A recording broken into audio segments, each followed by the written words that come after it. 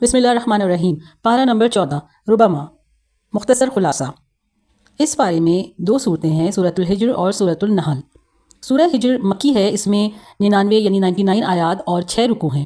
اس میں چونکہ وادی حجر کے رہنے والوں یعنی قوم سمود کا ذکر ہے، اس لیے اس کا نام سورہ حجر ہے۔ وادی حجر مدینہ اور شام کے درمیان واقع ہے۔ اس سورت کی صرف پہلی آیت 13ویں پارے میں ہے، باقی پوری سورت 14ویں پارے میں ہے۔ اس سورت کا آغاز بھی حروف مقطعات سے ہوتا ہے اور اس کی پہلی آیت میں قرآن کریم کی تعریف اور توصیف ہے۔ اس سورت میں بھی اسلام کے بنیادی عقائد کا اثبات ہے۔ اس سورت کے اہم مضامین میں قیامت کے دن کا ذکر ہے کہ قیامت کے دن کفار جب عذاب کی شدت اور ہولناکی کا مشاہدہ کریں گے تو وہ آرزو کریں گے کہ اے کاش ہم مسلمان ہوتے، لیکن ظاہر ہے کہ ان کا اس دن کا ایمان اور ایمان کی تمنا کسی کام نہیں آئے گی۔ قرآن کریم کی ایک نمایاں خصوصیت یہ ہے کہ خود باری تعالیٰ نے اس کی حفاظت کا ذمہ لے رکھا ہے، جبکہ دوسری آسمانی کتابوں کی حفاظت کی ذمہ داری ان کے حاملین کو سونپی گئی تھی، اور یہی وجہ ہے کہ دوسری آسمانی کتابیں انسانی دست برد سے محفوظ نہ رہ سکیں، جبکہ قرآن کئی صدیاں گزرنے کے باوجود بھی ہر طرح کے تغیر و تبدل اور کمی بیشی سے پاک اور محفوظ ہے۔ قرآن کریم کے معجزہ ہونے کے پہلوؤں میں سے ایک اہم پہلو اس کا محفوظ ہونا بھی ہے۔ اس سورت کی متعدد آیات میں اللہ تعالیٰ کی قدرت اور وحدانیت کے دلائل ذکر کیے گئے ہیں۔ ارشاد باری ہے، ہم ہی نے آسمان میں برج بنائے اور دیکھنے والوں کے لیے اس کو سجا دیا۔ پھر آگے ارشاد ہوتا ہے، اور زمین کو بھی ہم ہی نے پھیلا دیا اور اس پر پہاڑ بنا کر رکھ دیے اور اس میں ہر مناسب چیز اگائی۔ توحید اور قدرت کے تکوینی دلائل ذکر کرنے کے بعد انسان کی تخلیق کے ابتدا کا قصہ بیان کیا گیا ہے، جو کہ دنیا کے پہلے انسان ابو البشر حضرت آدم علیہ السلام کی پیدائش کی صورت میں سامنے آیا۔ حضرت آدم علیہ السلام کا قصہ ایک فرد کا نہیں بلکہ پوری انسانیت کا قصہ ہے۔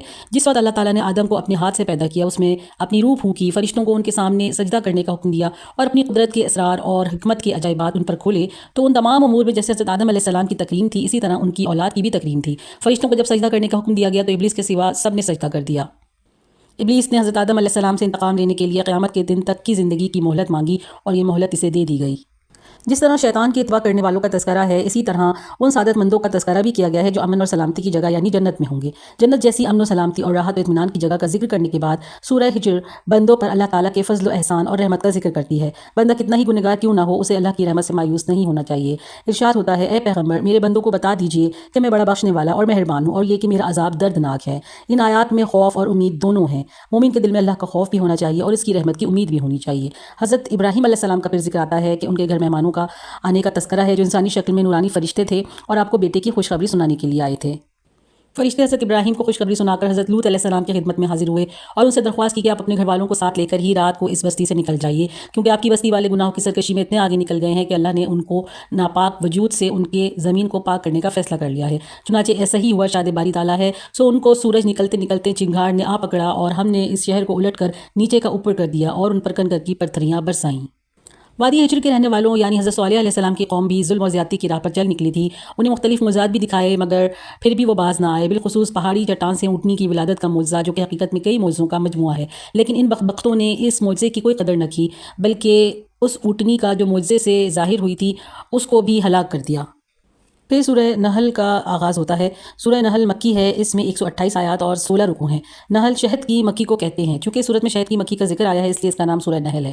شہد کی مکھی بھی عام مکھیوں جیسی ایک مکھی ہے، لیکن وہ حکم الہی سے ایسے حیرت انگیز کام کرتی ہے جن کے کرنے سے انسانی عقل عاجز ہے، خواہ چھتا بنانے کا عمل ہو یا آپس میں مختلف ذمہ داریوں کی تقسیم یا دور دراز واقع درختوں، باغات اور فصلوں سے قطرہ قطرہ شہد کا حصول، ان کا ہر عمل بڑا ہی عجیب ہوتا ہے۔ ارشاد باری ہے، مکھی یہ سارے کام ہمارے حکم سے کرتی ہے، اور فرمایا کہ بے شک سوچنے والوں کے لیے اس میں نشانی ہے۔ سورہ نحل کو سورہ نام بھی کہا جاتا ہے کیونکہ اس میں کثرت کے ساتھ اللہ کی نعمتیں مذکور ہیں۔ سورت کی ابتدا اسے مطالعہ کیا جائے تو پہلے قرب قیامت کا ذکر ہے، پھر اللہ تعالیٰ کی بے شمار نعمتوں کے بیان کا سلسلہ شروع ہو جاتا ہے۔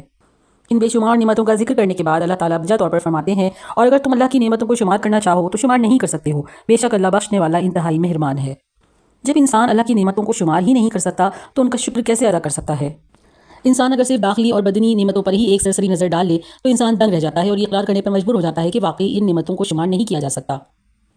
اس صورت میں وہ جامع ترین آیت ہے جس کے بارے میں حضرت عبداللہ ابن مسعود رضی اللہ تعالیٰ عنہ فرماتے ہیں کہ قرآن کریم کی آیت خیر و شر کی سب سے زیادہ جامع ہے۔ یہ سورہ نحل کی آیت نمبر 90 ہے۔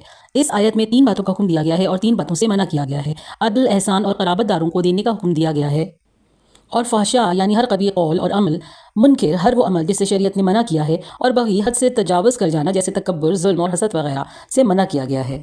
سورت کی ابتدائی آیت ان لوگوں کے جواب میں نازل ہوئی تھی جو آپ صلی اللہ علیہ وسلم سے جلد عذاب کا مطالبہ کرتے تھے، جبکہ آخری آیت میں آپ کو صبر کرنے اور تنگ دل نہ ہونے کی تلقین کی گئی ہے، اور اس طرح 14ویں پارے کا اختتام ہوتا ہے۔ صدق اللہ العظیم۔